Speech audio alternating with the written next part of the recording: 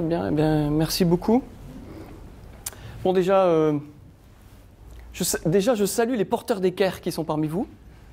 Pardonnez-moi cette familiarité, mais je sais que nous sommes dans un lieu de tradition et de transmission. Et j'y suis particulièrement sensible parce que moi aussi, je suis issu d'une école il y a très longtemps. Et je vois des visages juvéniles parmi nous. Il y a très longtemps aussi, j'ai fait une école dans laquelle les traditions étaient extrêmement importantes et la transmission était omniprésente dans notre cursus. C'est ce que vous avez connu pour la plupart d'entre vous, je crois. Ce qui va se passer ce soir, c'est, si vous le voulez bien, c'est plutôt sous la forme du témoignage. Parce que, évidemment, je n'ai pas de réponse à toutes les questions.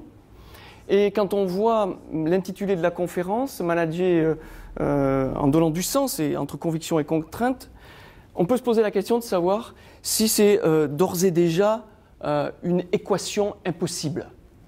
Et je parle à des gens qui sont des scientifiques. Donc je pense que vous avez une notion de ce qu'est une équation impossible. Pour ce qui me concerne, après 35 ans de vie publique, et puis maintenant d'une vie un peu différente, puisque je suis chef d'entreprise dans une start-up de 22 salariés, je peux dire que ça n'est pas une équation impossible, et que l'on peut manager en donnant du sens, et en faisant en sorte que contrainte et conviction ne soient pas antinomiques et ne paralysent pas l'action. Alors, mon propos, je voudrais le resituer. Il s'agit du management en temps normal. Je ne vous parlerai pas ici du management en temps de crise. Ce sont deux choses complètement différentes. Parce que le contexte n'est pas le même. Et les ressorts des individus, quels qu'ils soient, les chefs, les exécutants ou les subordonnés ou les collaborateurs, comme vous voulez, tout ça ne fonctionne pas de la même manière. Je reviendrai plus tard sur la notion de management sous contrainte, parce que c'est une notion intéressante, mais avec laquelle il faut être très prudent. La question du sens de l'action, est au cœur, doit être au cœur des préoccupations d'un dirigeant, d'un cadre, de quelqu'un qui est amené à donner des consignes, à donner des ordres, et celui ou celle dont les paroles, les actes et les décisions ont un impact sur celles et ceux dont on a la responsabilité. Je pense que la responsabilité est véritablement au cœur du management et je crains parfois que dans certains endroits, cette notion soit un tout petit peu édulcorée. Première chose que je souhaiterais vous dire, et là pour le coup, c'est véritablement un témoignage, c'est que donner du sens n'est pas simple. Donner du sens à l'action collective est d'autant plus difficile que l'organisation ou la structure dans laquelle vous êtes est importante. Quand on est dans une petite structure, la parole du chef, la parole de celui qui est aux manettes, ça ne pose pas de difficulté parce qu'on est dans un environnement plutôt rapproché. Quand vous êtes dans une organisation importante où celui qui est censé donner le sens de l'action est loin, y compris géographiquement, de ceux à qui il s'adresse et de ceux qui sont amenés à porter le projet, c'est très compliqué. Plus cet éloignement est important, plus le sens n'est pas perceptible par ceux qui sont chargés de porter le projet. Je prends un petit exemple. J'ai eu la chance d'assurer le commandement d'une région de gendarmerie, qui était la région de Midi-Pyrénées, 4200 et quelques gendarmes, 8 départements. Évidemment, quand on est chef, là pour le coup opérationnel, on donne des directives et on essaie de faire en sorte que le bateau, à 4200 quand même, c'est un peu compliqué, il faut faire en sorte que tout le monde exécute la mission de la même manière. Et selon un calendrier qui est prévu et qui est établi. Je prenais la précaution, au moins une fois tous les 15 jours, d'aller au fin fond des brigades de gendarmerie de l'Aveyron, du Tarn, de l'Ardèche, et régulièrement, je m'asseyais sur un coin de table, comme ça, et je discutais avec les gendarmes. Parce que, évidemment, entre eux et moi, alors j'étais leur N plus 4 ou 5. Ce qui veut dire que vous avez un certain nombre de strates entre eux et moi. Et j'étais toujours très intéressé d'aller à la pêche et de me rendre compte quel était le résultat final des directives que j'avais données et comment elles étaient exécutées sur le terrain. Là, j'ai eu un certain nombre de surprises. J'ai même appris, en discutant avec eux, que j'aurais dit et que j'aurais prononcé des paroles que, bien entendu, je n'avais jamais prononcées, et qui, en les écoutant, je me disais, mais comment peuvent-ils comprendre le sens de leur action alors même que ce qu'on leur a dit sur mes directives était complètement contraire au bon sens. Et c'est arrivé un certain nombre de fois. Donc, je remettais les choses à l'endroit parce que je pouvais faire du direct. Mais on ne peut pas toujours faire du direct. Ce n'est pas toujours possible. Ce qui veut dire que le chef doit toujours se poser la question de savoir si le sens qu'il donne à l'action collective est bien perçu par toutes ses équipes, y compris au dernier échelon. Parce que, évidemment, la confiance n'exclut pas le contrôle. Il est absolument essentiel qu'un chef sache exactement ce qui se passe dans sa boutique. Alors, cette parenthèse, je la ferme. Je voudrais clarifier un certain nombre de termes afin que mes propos prennent toute la signification que je souhaite leur donner. Je pense qu'en la matière, en termes de management, il n'y a pas de recette miracle. J'ai entendu plein de choses, j'ai entendu dans ma vie, j'ai vu un certain nombre j'allais dire, d'individus qui se réclamaient les champions du management, peut-être dans une salle et dans une conférence, mais à la tête d'une équipe supérieure à 20 personnes, c'était déjà un tout petit peu plus compliqué. Donc, il n'y a pas de recette miracle. Et tous ceux qui vous en proposent, il faut s'en méfier parce que, en plus, il ne peut pas y avoir de recette miracle parce que le management, il est essentiellement en fonction des hommes et des femmes avec lesquels vous vivez, de la culture de l'entreprise dans laquelle vous êtes et des objectifs que vous devez atteindre. Et donc forcément, ça change et ça ne peut pas être identique partout. Donc ceux qui ont des recettes, moi je m'en suis toujours méfié, et je pense qu'avant tout, il faut prôner le bon sens, et je le disais tout à l'heure avant de rentrer, la lucidité. Parce que, et là aussi c'est une parenthèse, il me semble que la plus grande qualité d'un chef ou d'un manager, je reviendrai sur le terme de manager et de manager d'ailleurs, dans quelques instants. Sa plus grande qualité, c'est la lucidité. Qu'est-ce qu'on attend du chef ? Qu'il soit lucide en toutes circonstances et que lorsque c'est la bérésina de partout, lui seul ait encore la vision et qu'il puisse donner le sens de l'action. C'est ça qu'on attend d'un chef. Quand partout c'est le bazar, lui, il sait où on va et il sait garder son sang-froid. Et pour ça, il faut qu'il soit lucide. Lucide sur lui-même, sur ce qu'il est, sur ses limites. On a tous des limites. On a tous des limites. Il ne faut pas les cacher. Il faut essayer de travailler pour les faire reculer. Mais il ne faut pas les cacher. Il n'y a rien de plus terrible qu'un manager qui essaie de se faire prendre pour celui qu'il n'est pas. Donc, lucidité sur ce qu'on est et aussi lucidité sur le monde qui nous entoure. Parce que sans lucidité sur soi-même, il ne peut pas y avoir de lucidité sur le monde autour. C'est pas possible. Ça n'existe pas. J'ai eu la chance de côtoyer dans ma vie un certain nombre de responsables, quels qu'ils soient, militaires, politiques, et ça m'a toujours frappé.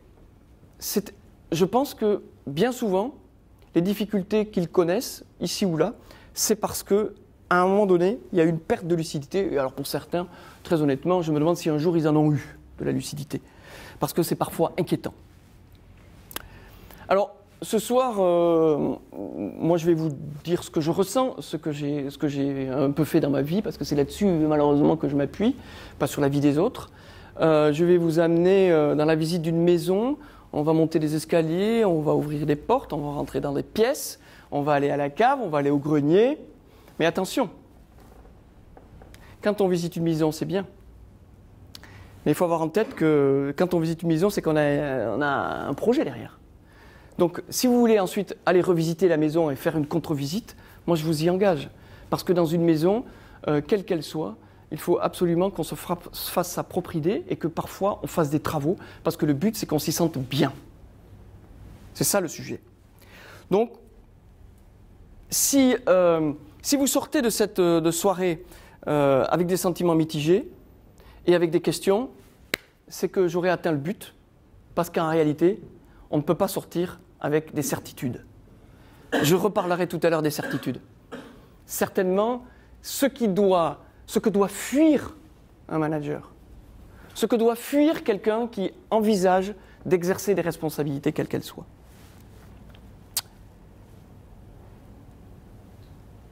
Alors, manager en donnant du sens. Manager, je pense que tout le monde sait de quoi il s'agit. Moi, avec ce terme, j'ai une petite difficulté. Je l'emploie, mais j'ai une petite difficulté. Je ne l'aime pas beaucoup pour deux raisons. D'abord, parce qu'il nous vient du vocabulaire anglo-saxon. Cette construction récente. Il y a 40 ans, on ne parlait pas de manager et de manager. Ça n'existait pas. Voilà.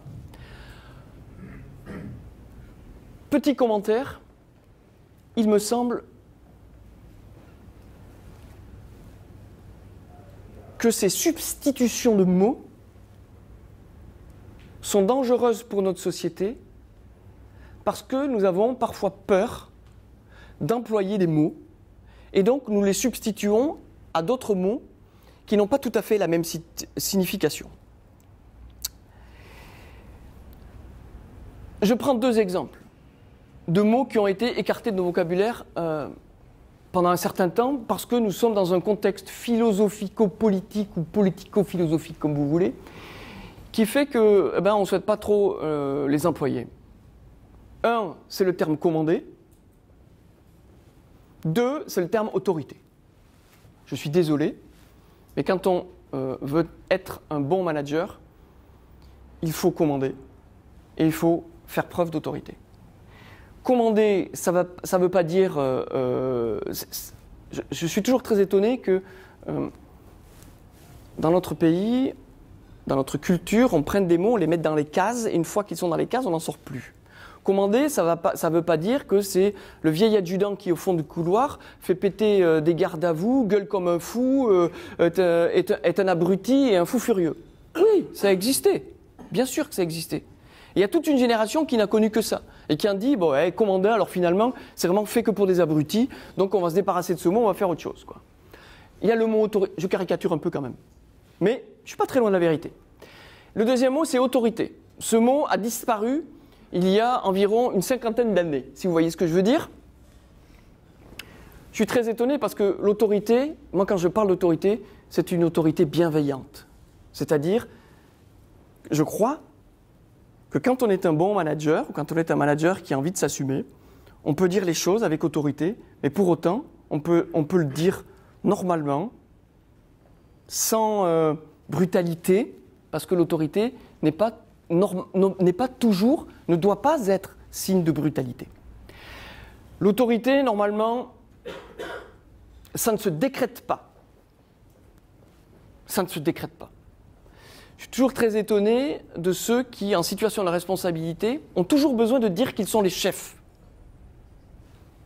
quand on est le chef, normalement, tous ceux qui sont autour le savent. Et on n'a pas besoin de le répéter à l'envi. Et normalement, dans son propre comportement, ça doit sauter aux yeux que c'est le chef. Et il ne doit pas y avoir de commentaires là-dessus. Donc, ce qui veut dire que celui qui exerce l'autorité n'a pas besoin d'en faire preuve de manière inutile, puisque tout le monde est au courant de la manière dont les choses se passent. Donc je ferme la parenthèse là-dessus, parce que je pense que manager est arrivé, parce que dans notre pays, dans notre culture, on a évacué un certain nombre de termes. Et puis la deuxième raison pour laquelle je n'aime pas du tout ce terme, c'est que ça me ramène dans ma construction mentale, parce que comme vous, j'ai aussi des constructions mentales, ça me ramène à une expression qui s'appelle « ménager la chèvre et le chou ». Et très honnêtement, je ne pense pas que ce soit de ça dont il s'agit. Le vrai manager ne doit pas ménager, il doit bien entendu écouter, il doit conseiller, il doit orienter, mais aussi c'est celui qui décide et qui contrôle. Et tout ça est inséparable. Et ce dont il faut avoir conscience, c'est que manager, commander, c'est imposer des choix, soit ses propres choix quand on est le vrai patron, soit les choix de ceux qui sont en haut, dans la conduite d'une œuvre qui doit être une œuvre collective. Et je crois que parfois, un certain nombre de chefs et de managers ne se rendent pas vraiment compte de l'effet que ce qu'ils disent, de ce qu'ils font et de ce qu'ils décident a sur leurs subordonnés et sur leurs collaborateurs. Or, c'est extrêmement important. Parce que dans la vie d'un homme ou d'une femme, même si avec les 35 heures, on a quand même baissé beaucoup de rythme, mais je crains que vous fassiez partie aujourd'hui et demain d'une catégorie qui ne va pas compter ses heures. Ce qui veut dire que vous allez passer beaucoup de temps dans votre activité professionnelle. Et quand on passe beaucoup de temps dans son activité professionnelle, il y a un gros impact de ceux avec lesquels on travaille. Soit les chefs, soit les subordonnés, mais il y a toujours un gros impact. Et ça, il faut l'avoir à l'esprit parce que c'est extrêmement important.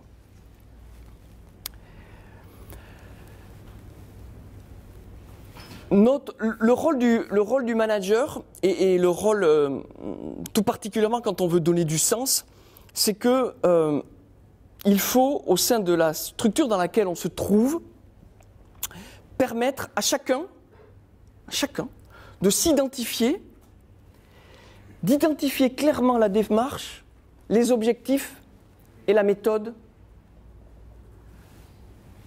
auxquels tout le monde concourt. Si ça n'existe pas, ça devient extrêmement compliqué. La question, c'est de savoir où va-t-on, comment y va-t-on, ensemble, et surtout, quelle est ma place dans ce système? Et il faut que chacun trouve sa place. D'abord le manager, bien entendu, mais aussi tous ceux qui sont avec lui et autour de lui. C'était extrêmement important. Alors pourquoi donner du sens? Donner du sens, ça permet d'abord, je le disais à l'instant, de savoir où on va et comment on y va. Mais un collaborateur, dans un système quel qu'il soit, on peut tous les prendre, hein, militaires, civils, enfin tous, même dans les associations, c'est exactement la même chose. Un collaborateur qui sait ce qu'on attend de lui, 1, qui connaît sa place et son rôle, 2, qui bénéficie d'une marge suffisante dans son action quotidienne et qui perçoit clairement la confiance de ses chefs, ce mec-là, il va vous soulever des montagnes. Parce que c'est un levier de libération des énergies absolument incroyable. Alors évidemment, il faut aussi demander cela dans la sphère de compétences de ceux à qui on s'adresse. Parce qu'il n'y a rien de plus terrible que lorsque vous mettez des gens qui ne sont pas faits pour ce qu'ils devraient faire, en réalité. Mais ça, c'est une question de gestion, là, après. Ce n'est pas une question de management, c'est une question de gestion. Donc, je pense qu'il faut que chacun prenne conscience quand il est dans un système, et surtout quand il a des manettes dans un système, que nous devons réaliser concrètement et faire réaliser concrètement ce que Paulo Coelho dit dans Zahir, deviens ce que tu es. Et le rôle des managers, c'est exactement ça.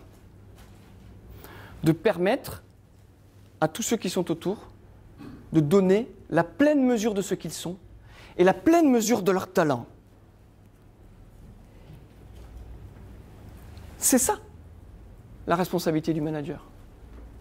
Et c'est ça qui permet d'avoir une efficacité à la fois individuelle et collective. Maintenant, quelques mots sur les convictions et les contraintes. Alors, on va taper dans le dur, parce que ce n'est pas très simple. La seule chose que l'on peut dire sur les deux, c'est qu'elles s'imposent à nous. À la fois les convictions et les contraintes. Elles ne sont évidemment pas de même nature. Les convictions sont intrinsèques, elles sont à l'intérieur de nous, elles nous appartiennent, elles nous sont personnelles et elles sont très variables selon les individus. Les contraintes, elles, sont de nature exogène, sont extrinsèques et elles nous sont imposées soit par les événements, soit par des effets de hiérarchie. Alors, les convictions, d'où viennent-elles, d'où sortent-elles, qu'est-ce qu'on fait avec, comment il ne faut pas se faire piéger. Alors, les convictions, je le disais, elles viennent de nos tripes. Elles viennent de nos tripes, en règle générale, pour ceux qui en ont. J'ai rarement vu, honnêtement, en 35 ans de carrière, des gens qui n'avaient pas de convictions. Elles sont de différentes natures, parfois il y en a qui en ont très peu, mais pas du tout, je ne l'ai jamais vu. Les convictions viennent à la fois de notre éducation et de notre expérience. Je suis convaincu, c'est le cas de le dire, qu'une grande partie de nos convictions viennent de nos éducations respectives. C'est de là que sortent un certain nombre de choses. Exemple. Ici, dans cette salle, qui croit en Dieu? Qui croit que l'homme est naturellement bon, comme disait Rousseau? Je réponds à la question tout de suite. Moi, je crois en Dieu. En 35 ans de carrière, je n'ai jamais fait état de mes convictions personnelles et religieuses. Mais mon comportement fait, ou faisait, que de temps en temps, il y a des gens qui se posaient des questions. Pas de prosélytisme, rien du tout, pas de tout ça. J'avais des convictions, elles étaient au fond de moi, et de temps en temps, évidemment, ça se voyait dans mon comportement. Tiens, pourquoi il a fait ça? Et puis il y en a un qui disait comme ça, ouais, mais c'est parce qu'il est catho. Voilà. Pas grave. Pas grave. J'ai pas de sujet avec ça. Pas de sujet avec ça. D'ailleurs, je pense que, là c'est encore une petite parenthèse, je pense que dans notre pays en particulier, on est parfois un peu timide avec nos convictions. Voilà. Je pense que c'est là aussi un subtil équilibre. Alors, les convictions, elles sont souvent le moteur de nos actions, elles sont souvent dans notre ADN, et bon, ça c'est comme ça, et évidemment, elles ont un impact sur notre manière d'être au quotidien. Elles sont une force, pour moi, elles sont une force. Mais, attention, parce qu'elles peuvent aussi être une faiblesse. Parce que nos propres convictions ne peuvent pas devenir des contraintes pour nos collaborateurs, ça n'est pas possible. Et quand on s'engage sur cette piste-là, en général, ça se finit assez mal. Ceci dit, les convictions ont aussi un certain nombre de vertus, et la première d'entre elles, c'est de s'interroger sur sa place et sur son action dans un système donné qui est parfois peu respectueux de certaines valeurs. Et là, il peut y avoir une petite dichotomie entre ce qu'on est amené à faire en tant que manager et ce qu'on pense profondément au fond de soi. C'est très compliqué, c'est un tout petit peu comme la théorie des baïonnettes intelligentes. Et c'est précisément là que toute la subtilité du manager doit s'exprimer. Mais je ne dis pas que c'est facile.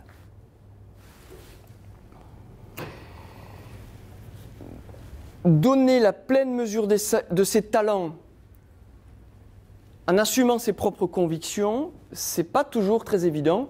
Alors, moi je peux en témoigner parce que j'ai un certain nombre de convictions, et la première des convictions, c'est qu'il faut toujours dire la vérité.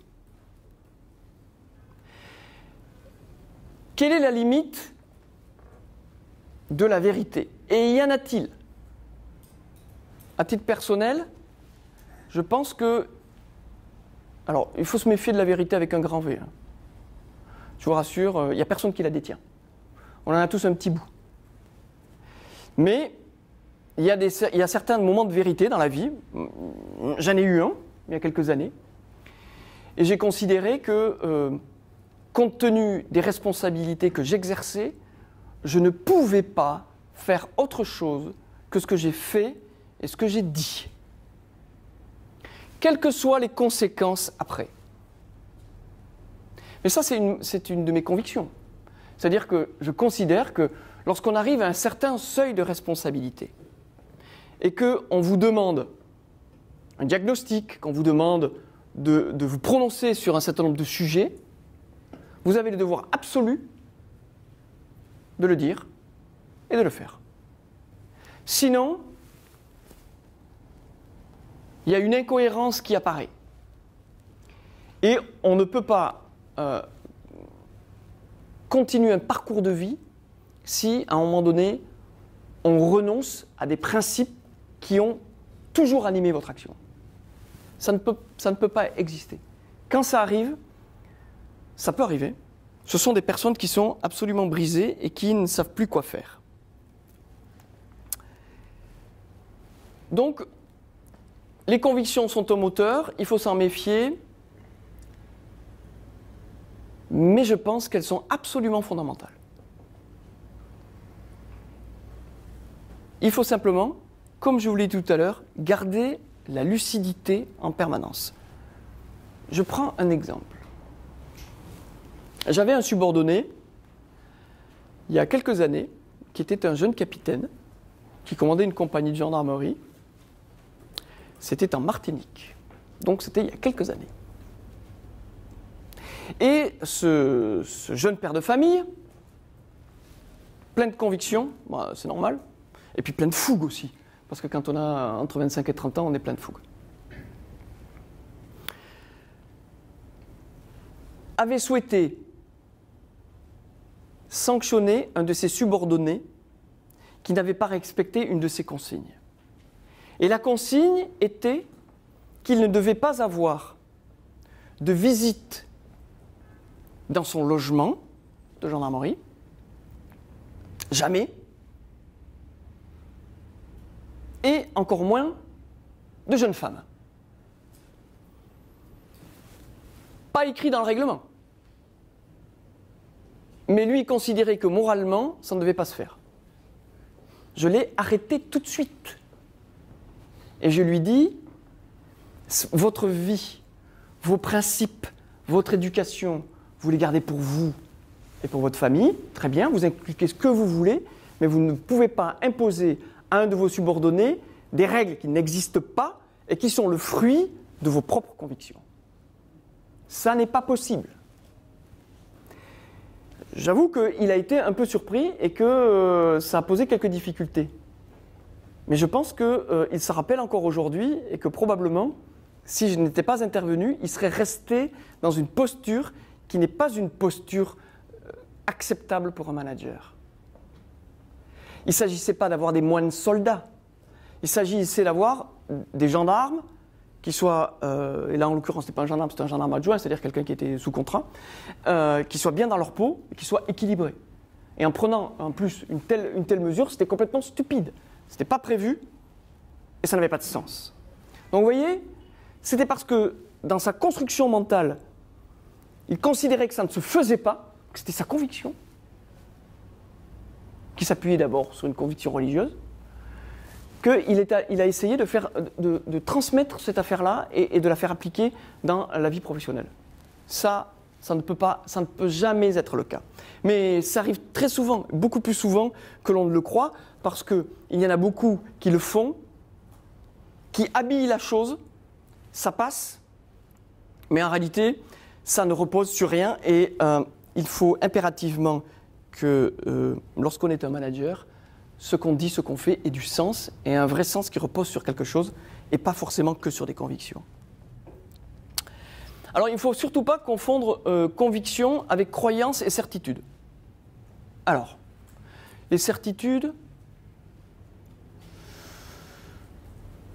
c'est extrêmement dangereux. Normalement, elles se fondent sur des évidences, sur une certaine réalité, et en règle générale, elles sont définitives, les certitudes. Or, quand j'avais 20 ans, j'avais des certitudes, j'en ai 59, et je n'en ai plus aucune, hormis le fait que, comme tout le monde, je terminerai au cimetière. Et c'est la seule que j'ai. Je n'en ai pas d'autre. Je n'en ai pas d'autre. Il faut se méfier avec les certitudes. Quand j'entends parfois un certain nombre de discours sur la vie, sur la manière dont il faut les choses, et que, d'une manière péremptoire, un certain nombre d'individus assènent des vérités, moi je suis extrêmement surpris, mais très admiratif. Je les admire d'avoir des certitudes comme ça. Mais très honnêtement, je pense que c'est plutôt dangereux. Voilà, donc les certitudes, pour un manager, c'est pas... Alors évidemment, il peut y en avoir quelques-unes, c'est-à-dire qu'il est certain que parfois, un manager, on lui impose des objectifs et il est certain qu'il va falloir les atteindre. Ça d'accord, ça c'est une certitude. Mais en dehors de ça, je n'en vois pas beaucoup d'autres pour un manager. Et puis les croyances, bon les croyances c'est autre chose, c'est un procédé mental qui fait que l'on croit à quelque chose de manière parfois un peu, comment dirais-je, des fois j'allais dire ça relève de la pensée africaine, c'est-à-dire que c'est un peu de la magie quoi. Mais c'est bien, il faut aussi des croyances, à condition que on prenne de la distance avec et qu'on ne se laisse pas, j'allais dire, influencer complètement.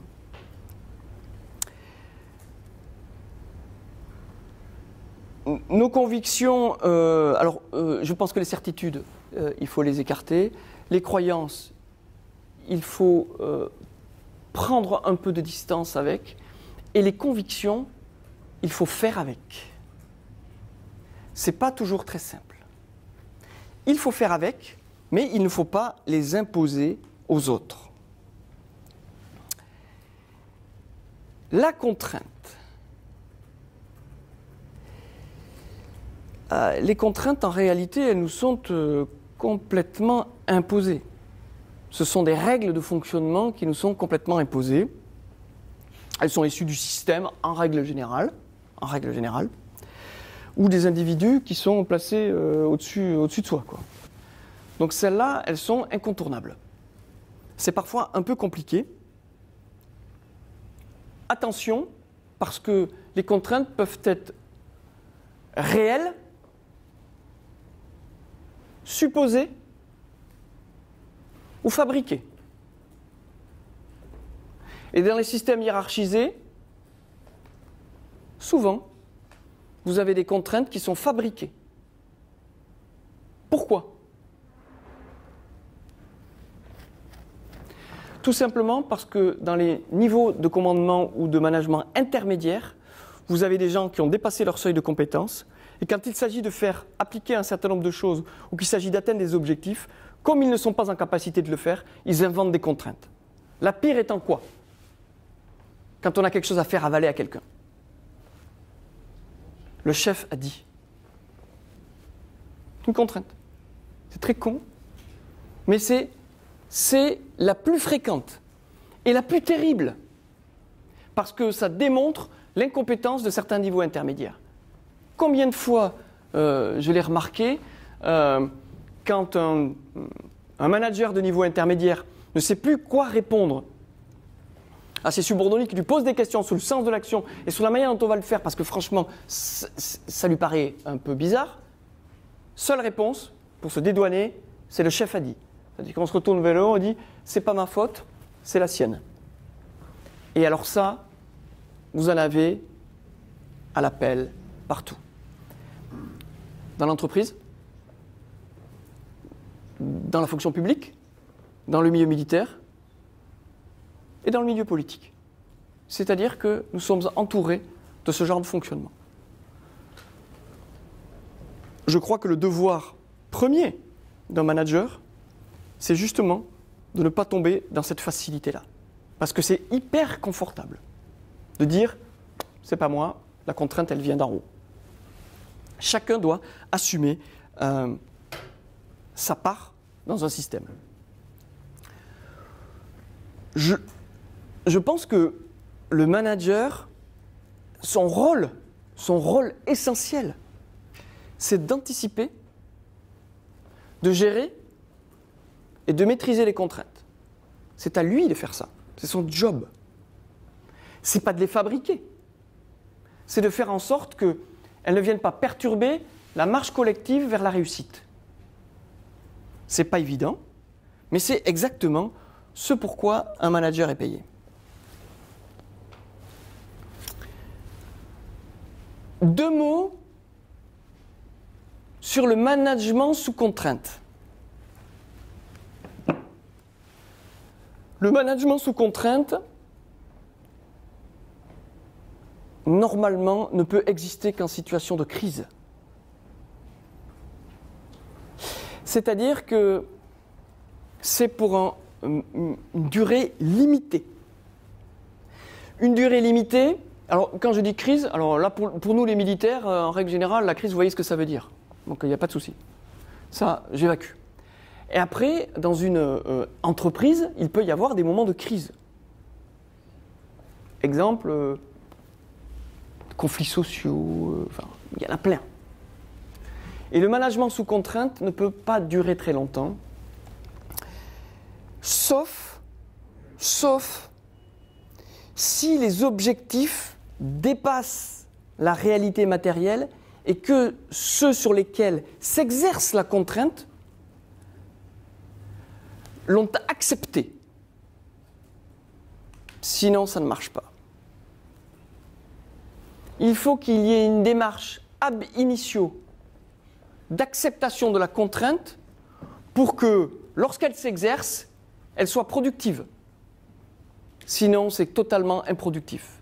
Et on arrive exactement à l'effet inverse. C'est-à-dire, plutôt que d'avancer collectivement vers la réussite, eh bien, chacun explose de son côté. Je pense qu'il faut avoir ça très présent à l'esprit parce que bien souvent, le management sous contrainte conduit à des excès et parfois à l'implosion. J'en ai des exemples assez fréquents dans le milieu militaire, mais aussi dans le milieu de l'entreprise.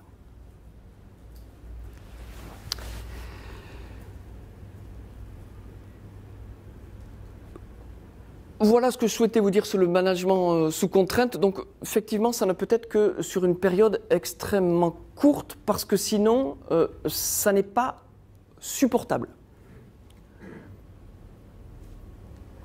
La situation la plus incroyable étant le management sous contrainte fait par un chef qui ne se rend même pas compte qu'il exerce de la contrainte sur ses subordonnés.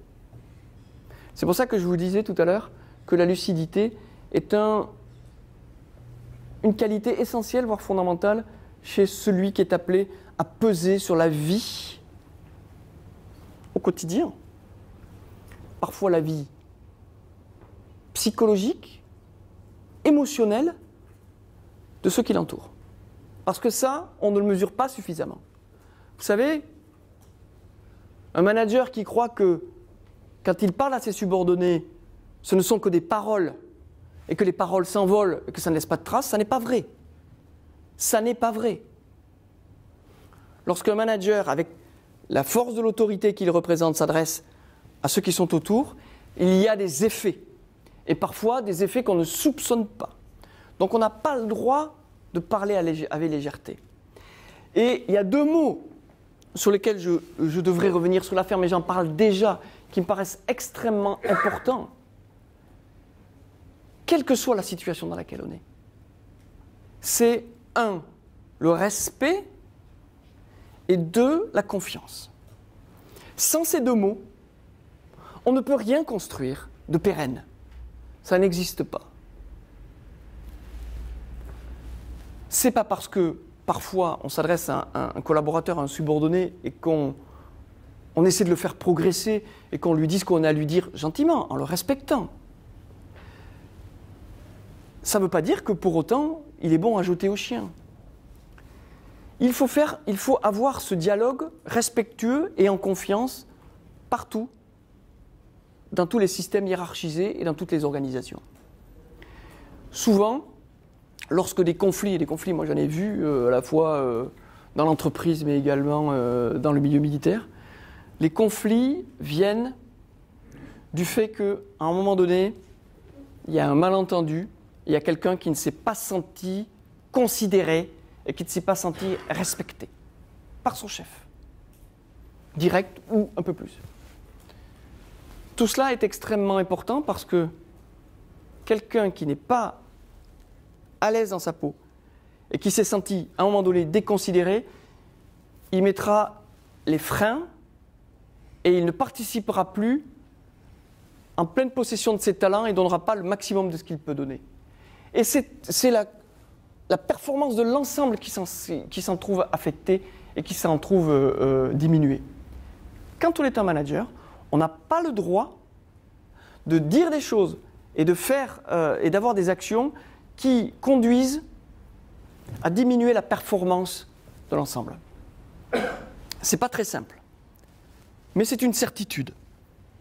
Vous voyez, je n'ai pas beaucoup, mais celle-là, c'est une certitude. Respect et confiance doivent demeurer au cœur des relations entre ceux qui commandent et ceux qui sont commandés, entre ceux qui managent et avec ceux qui sont managés. Donc, en fait, manager, donc donner du sens, vous l'avez bien compris, c'est important parce que c'est un super levier de performance. Si vous ne donnez pas de sens, si chacun ne sait pas où on va, comment on y va, avec un chef qui est de préférence charismatique, mais ça ne s'arrive pas tout le temps, mais en tout cas qui est respectueux et qui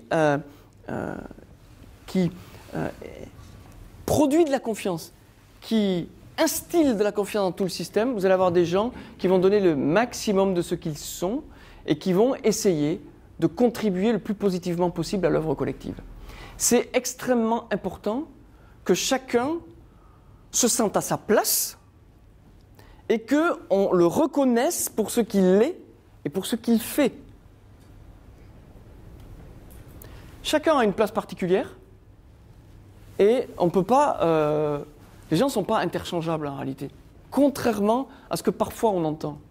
Ça n'existe pas, on n'est pas interchangeable parce que chacun de ceux que nous avons à commander, à manager, avec lesquels nous faisons un bout de route, chacun est le fruit d'une histoire, et le fruit d'une expérience, et le fruit de sa vie propre.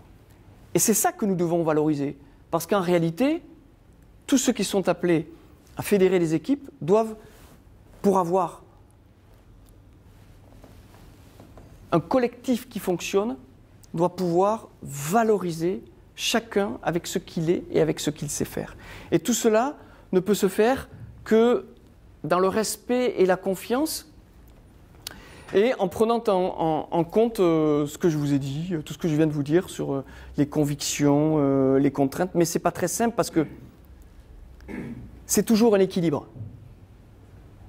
Quand on a affaire à des hommes et des femmes que l'on mène un bateau, un navire, et à qui on a donné une direction, eh bien, il faut que chacun puisse trouver sa place et que les équilibres soient toujours respectés. Les équilibres ne sont jamais définitifs.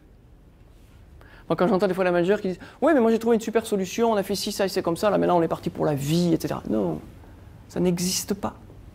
Ça n'existe pas parce qu'il y aura toujours quelque chose qui viendra faire en sorte que l'équilibre sera menacé, que ça tombera en déséquilibre, et le manager il sera là pour faire en sorte que les uns et les autres retrouvent leur place, qu'on fasse en sorte que chacun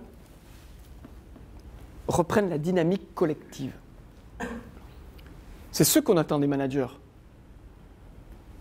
Pas de faire comme l'adjudant du fond du couloir dont je parlais tout à l'heure, qui n'a strictement aucun intérêt, mais au contraire de faire en sorte que chacun puisse être performant individuellement et collectivement.